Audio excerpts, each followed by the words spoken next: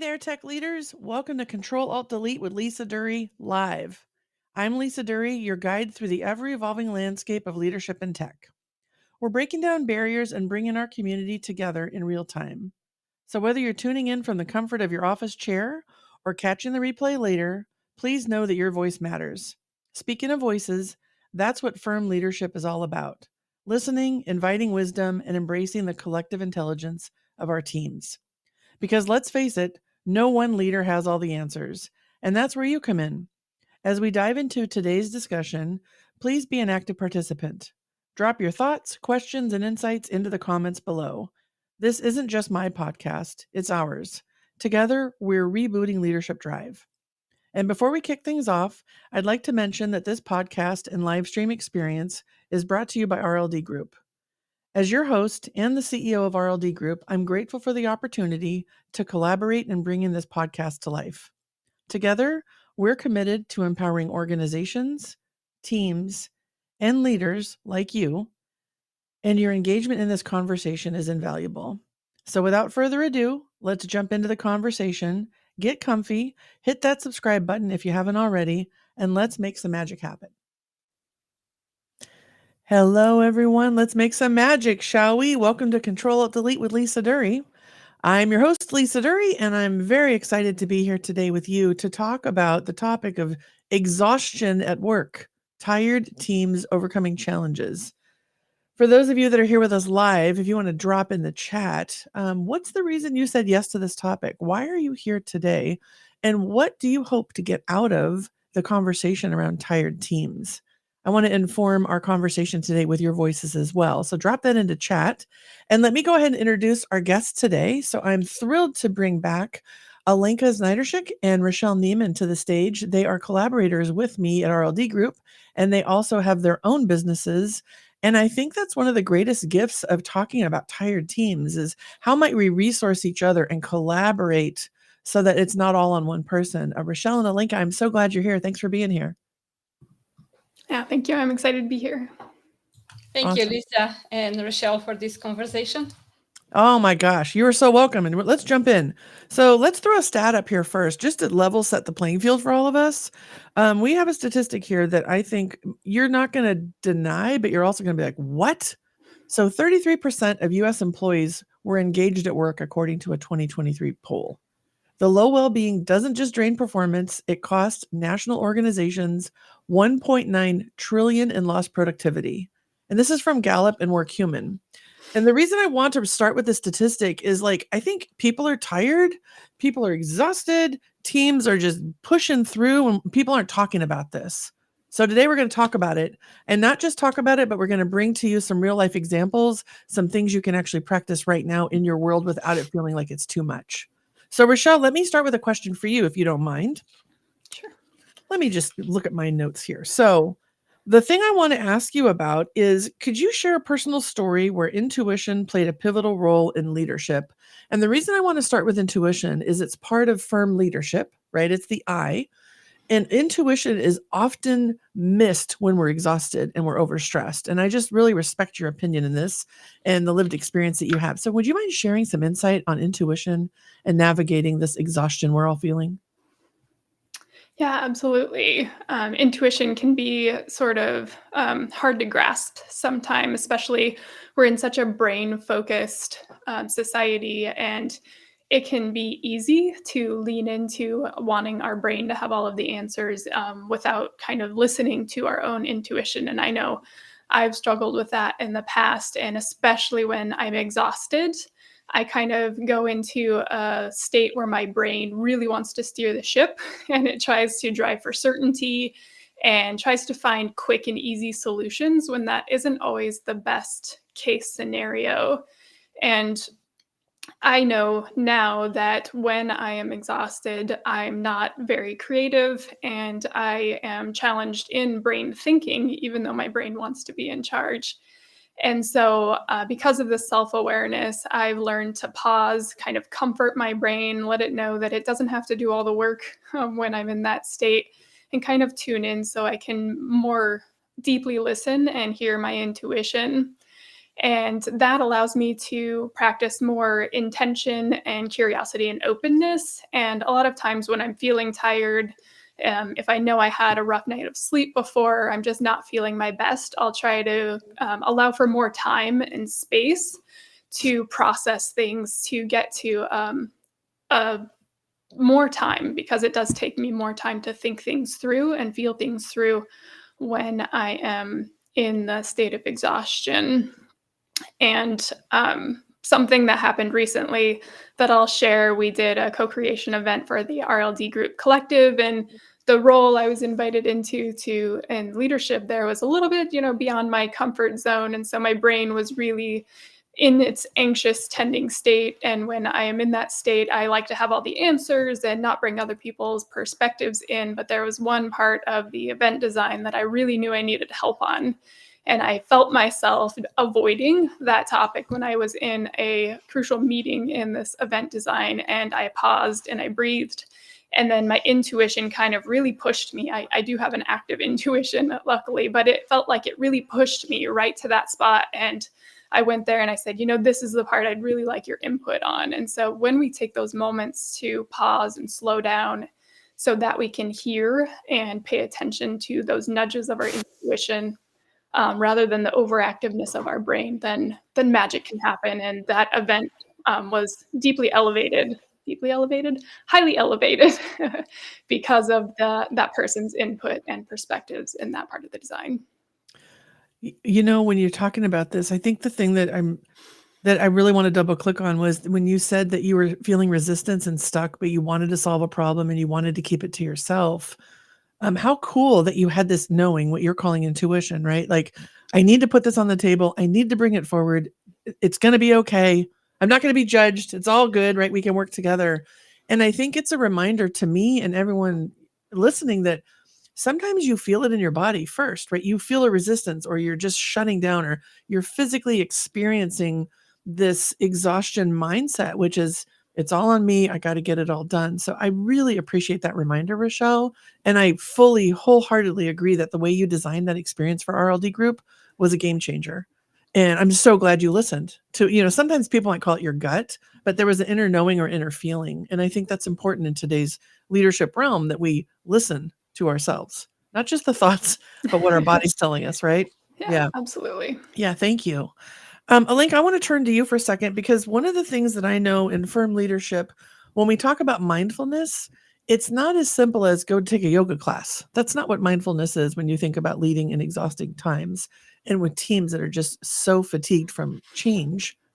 I'm curious about your thoughts on mindfulness and how that is a role in being more resilient. How does mindfulness infuse people and leaders and teams and organizations to be resilient and deal with the change fatigue that they're in right now?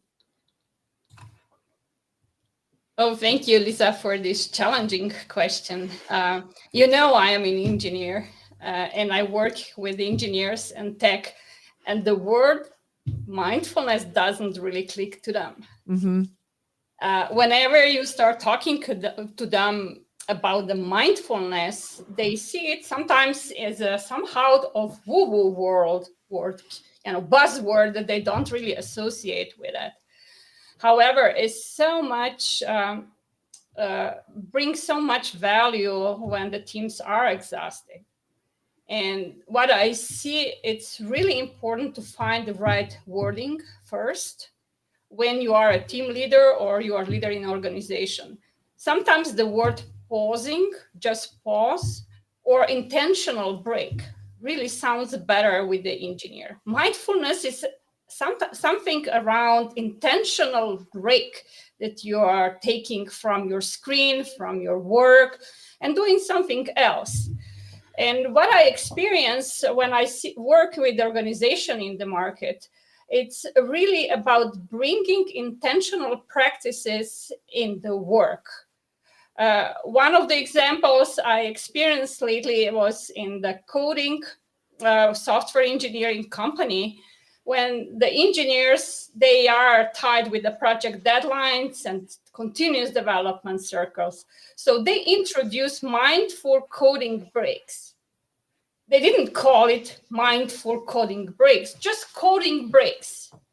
And they implemented intentional practices where the engineers were encouraged to take short breaks during intense coding session and to engage in the guiding exercises. They even provide a special place with a really green color where they can move and do this exercise. And what I really like about it is they encourage teams to go outside and have a short meetings outside in the park or in the nature. So that's it. It's very simple. Go outside, take a breath, and stay away from coding. Or another organization, they introduce tech detox breaks. So invite everyone to take these breaks from technology, from computers, or from just having a conversation with a friend. Again, they don't call it necessary mindfulness, they call it intentional breaks. And they name it tech detox breaks. It's something fun, creative, so everyone is happy to do that work. And what I like about those examples is that those examples are small, simple, intentional breaks. They are fun and they are relatable to the tech companies and engineers. There are two success factors that those two works. Is first, they have to be really guided top down from the organization or encouraged down top. So everyone should be a role model in that, doing that. Like a team manager should make sure that he's or she's doing that the same and inviting team members to do with them. So he or she is the first one modeling this practice. And then I have examples where the organization, they take it more to the organizational level. One good experience was when the company introduced mindfulness starting and ending the meetings. So every meeting starts with a small exercise, 40 breaths, or just focusing exercise, or just taking a short pause before they start a meeting. And it was ingrained in organizational structure. So every meeting, the structure is really defined with those exercises. And also they are training people to do that more. And that also means engaging individuals to do that more and bringing that into the culture.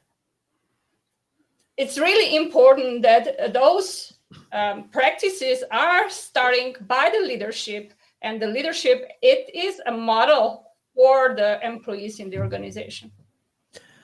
Alenka, oh my gosh, like how much practical actionable things are here. First of all, engineers don't think of mindful, they think of like coding breaks or tech detox. And we have a comment here from Susan. Susan loves the idea of a tech detox. Susan is someone who works in our organization as well and has her own organization. She's the HR leaders coach. And Susan, I bet the HR leaders that you work with, I know the ones we work with together, they want the tech detox too, right? It's too much. So thank you for bringing your voice in. I'd love to invite anyone else who wants to share an idea or something that you do as a leader in your organization around mindfulness.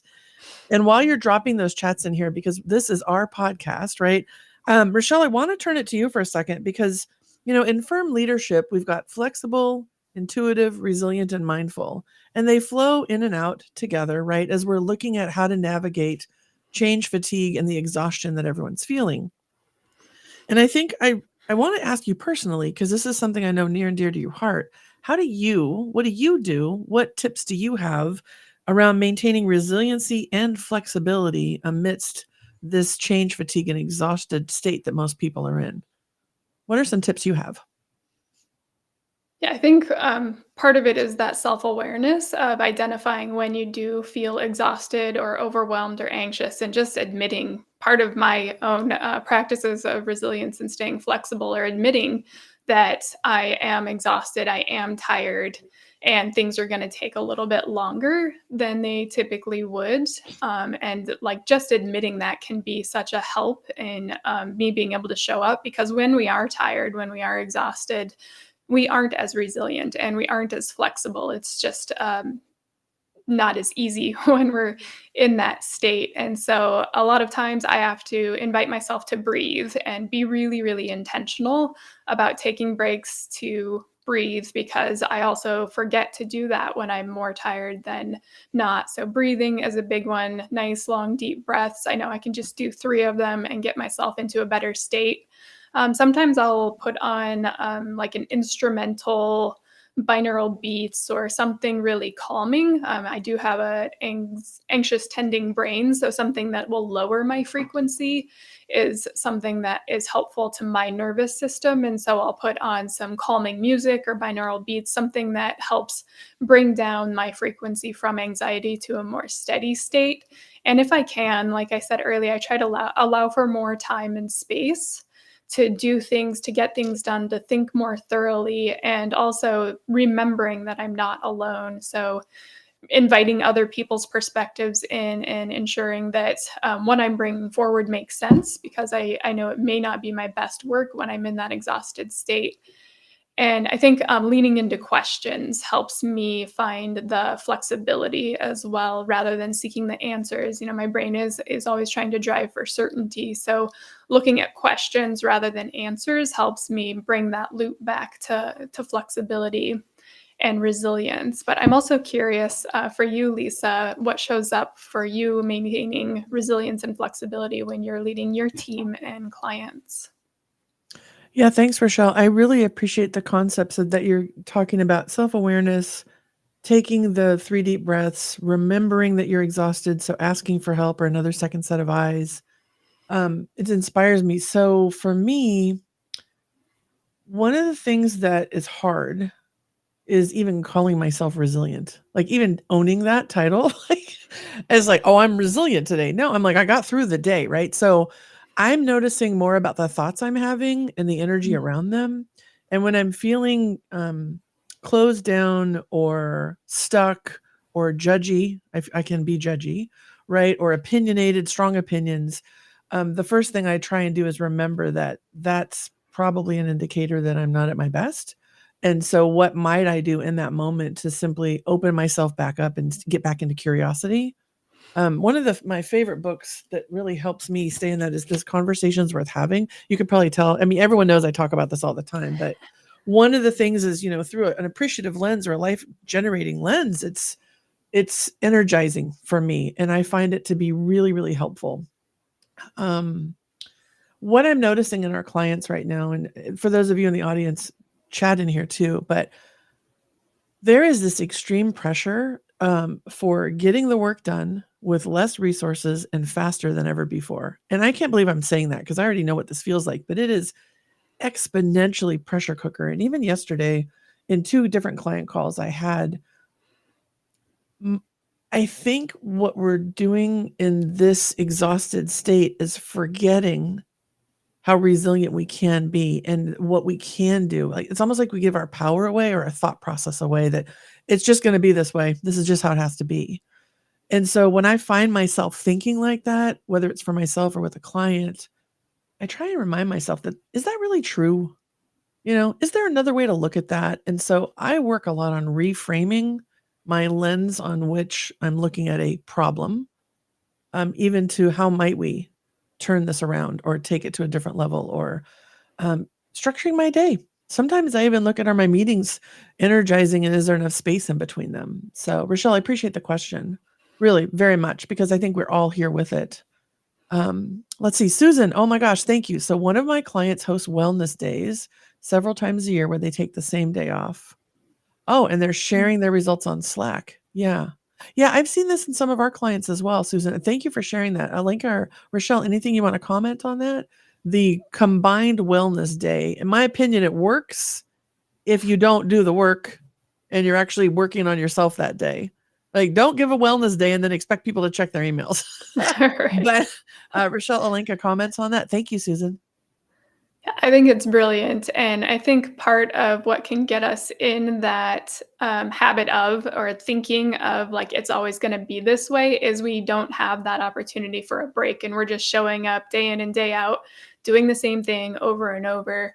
But when we can step away from our work and get those breaks, it can give us a whole new perspective, a whole new reminder, and that ability to reframe that, oh yeah, things aren't always going to be this way, or they don't have to be this way. So I think that's brilliant. Thank you for sharing that, Susan. Yeah, Alenka, how about you? I love that the companies brings creativity in because every company, just with a feeling and the culture in the organization, they can introduce a lot of different ways how to bring mindfulness.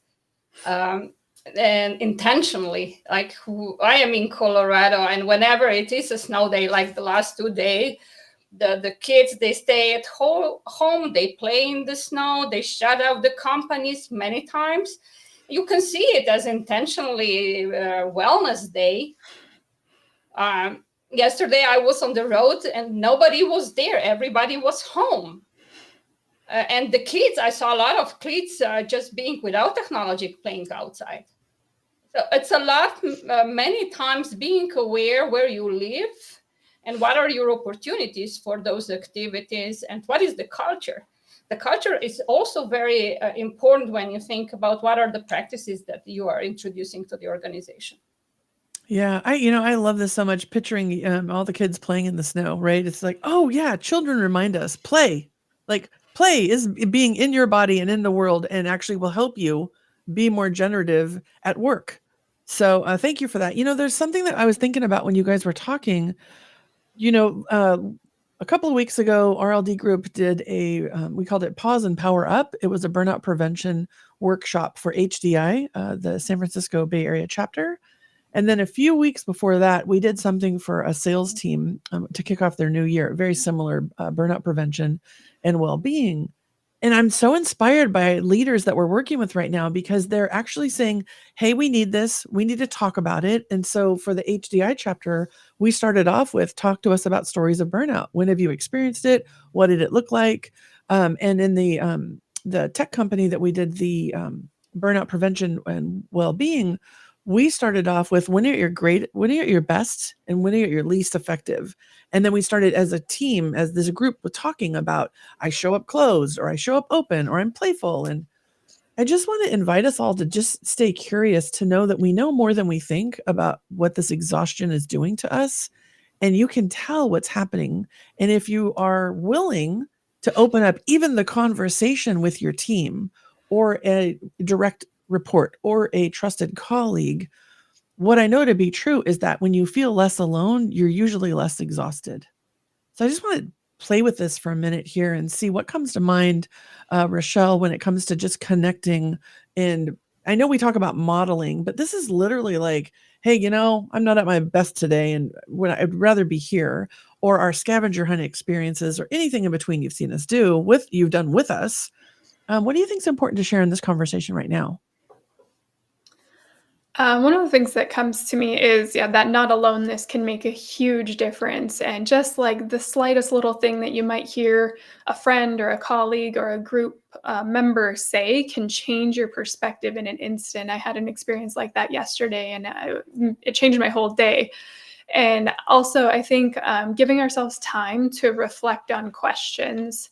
So rather than just throwing a question out and expecting everybody to answer it immediately, giving ourselves the gift of pausing to reflect before we actually jump in to answer a question, I think can be a great gift. And it can also spark conversations, like when you want to talk about feeling exhausted, or saying that you're tired. You might even notice that you're tired in that moment of pausing and reflection. I think pausing has come up a lot today. So I think that's an important thing to look at, is how often are we pausing in between tasks or before we answer a question, and how they might be used intentionally and mindfully to allow for more flexibility and resilience. Yeah, thank you. I think this conversation we're having right now is important for leaders, just to see what's possible in their orgs. And I know, Alenka, when you look at things as an engineer, with your PhD, and as well as looking at, the broader organizational piece of this, what do you want to say, or what's something people could be thinking about right now to just have this less aloneness and really being intentional with, I guess, honoring the fact that people are exhausted, not just skipping over it and getting right to work? What thoughts come to mind for you, Alenka? I would say three things. The first is that we have to be aware that the culture that we are living in, especially engineering culture, is very tough. That some values they were created through the time, and they really respect the deadlines, continuous innovation, and not, as I would say, putting people in front of technology. As a leaders, be aware that the people are the ones that create innovation, and they bring innovation to the world. It's not that we would have innovation without it.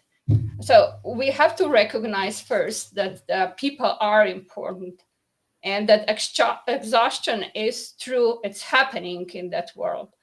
The second thing is, as an individual, having courage to really look in ourselves. And the second thing is communicate that. The first one, the courage, I know as a being in engineering world, and I was living from my analytical side, I didn't give myself permission to really talk about my exhaustion, because I need to do the work. I have to go up to the leadership career, and I need to be successful. That was my perspective. And the second thing is the space. So the leadership has to think how to define or how to organize the space or safety that the people are able to speak. And when we talk about intentional taking Sunday break off, I was thinking whenever it's snow in Colorado, then people, the leaders, even in tech, they will go skiing. And this is the culture. However, the second thing, if you communicate that in time and why you need that, and really given somehow reassurance that this will not impact the work that you do. Mm-hmm. That's about communication and trust. And that's everything, how the changing will come with the really small steps, because it's a very complex problem. It's from individual to the system in organization, that everything has to change. Like we have to become more used to talk about that. And organization and the leaders more providing a safety space to be able to have this conversation. Like I heard that the tech spaces are dense spaces, that they recognize this challenge, but they don't give opportunity to speak about that. Yeah, thank you for bringing that forward and just, presencing the dynamic that's going on and what needs to happen. And, one of the things I don't think that I know a lot of people that are leading organizations and teams that want to say, yeah, we're all exhausted. I think there's this whole, like, we're busy. We're so busy. And before I burnt out, I definitely wore the badge of honor of I was busy. Like exhaustion was like the goal because you gave it all. You left it all on you left it all on the field, right? But every day like that, every day like that, every day like that, there's no way you can be your best. And I think one of the things I just want to invite everyone to think about is, what's one thing you can do today to just even give yourself 15 minutes of just thinking time, where nothing else is going on. It's so important. Oh, and look at this. Yeah, Susan, are we in cahoots or what? Thinking time is especially appreciated, right? I think about the introverts on the teams, or the people with chronic illness that aren't talking about it, or people that are caregiving and they're worried about somebody at home. You can't be all on all the time because there's stuff running in the background too. So if we can create a little space for ourselves and in our meetings and in our projects, it's a game changer, and you'll actually get more results better and faster. So listen, thank you all for being here today. Rachelle and Alenka, thank you for informing this conversation. Susan, thanks for participating in the chat and bringing your wisdom in. If you are listening to this live, thank you for being with us. If you're listening to the replay, we're glad you're here too. And if you want to bring this conversation to your organization or come to work with us in a firm leadership lab, we'd love to have you. We are running firm leadership labs free to our community to give you a sense to actually experience the facilitation and guidance that we can give you on this topic. So go ahead and sign up here to be notified of our next one. And until next time, thank you for being here. Rachelle and Alenka, always a pleasure. Make it a great day, everyone.